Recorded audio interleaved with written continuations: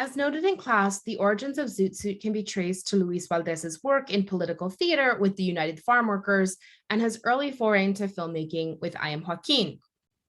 In 1978, Valdez wrote and directed the play Zoot Suit based on historical events from the 1940s that crystallized tensions between Anglos and Mexican Americans or Chicanos in Los Angeles, namely the Sleepy Lagoon murder case and the so-called Zoot Suit riots that took place the following year.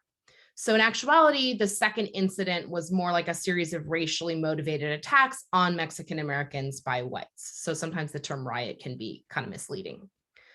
After breaking box office records in LA, the production of Zoot Suit traveled to Broadway, where it became one of the first, but not the first, Broadway shows directed by a Latino with a mostly Latino cast.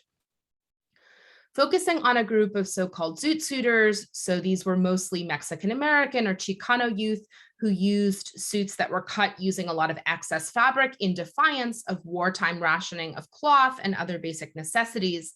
The film dramatizes how they were painted as a pressing social threat in the press coverage that surrounded the murder case.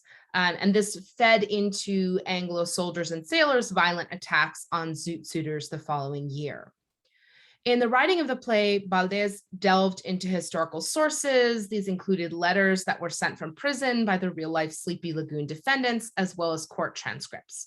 So in the film, you'll hear one particularly shocking line where an expert witness claims that the defendants are descended from the bloodthirsty Aztecs, and that was actually taken verbatim from these transcripts.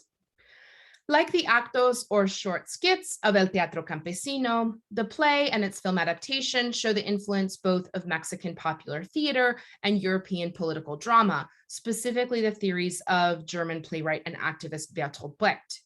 So Brecht argued that in order for theater to effectively generate social change, it should not cultivate feelings of empathy with complex, individualized characters in audiences. Instead, it should use characters as social types who are suffering from widespread or commonplace issues rather than personal problems. Furthermore, he argued, political theater should strive for an effect of what's usually translated as alienation or estrangement.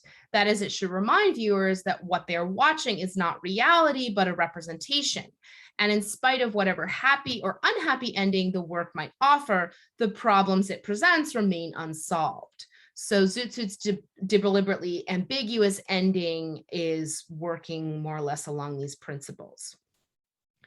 Zoot Suit does continually remind us that we are watching a mediated representation of historical events, most notably through the on-screen presence and narration of the figure of El Pachuco, played by Edward James Olmos, and the inclusion of a live audience at select moments.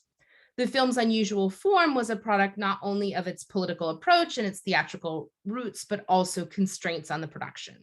While multiple Hollywood studios expressed interest in adapting Zoot Suit, Universal, which ultimately produced the film, budgeted only $2.5 million for its production. So this is about the equivalent of $8 million today. So it's not exactly a shoestring budget, but it's not lavish either. So as a result, Valdez decided to film on the play's sets in the Aquarius Theater in Los Angeles.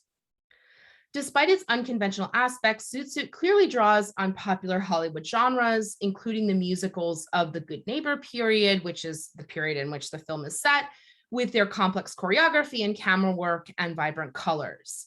Transitions between scenes, many of which are orchestrated by El Pachuco, are another aspect of the film to watch, combining theatrical elements like rotating sets with specifically cinematic strategies like abrupt cuts.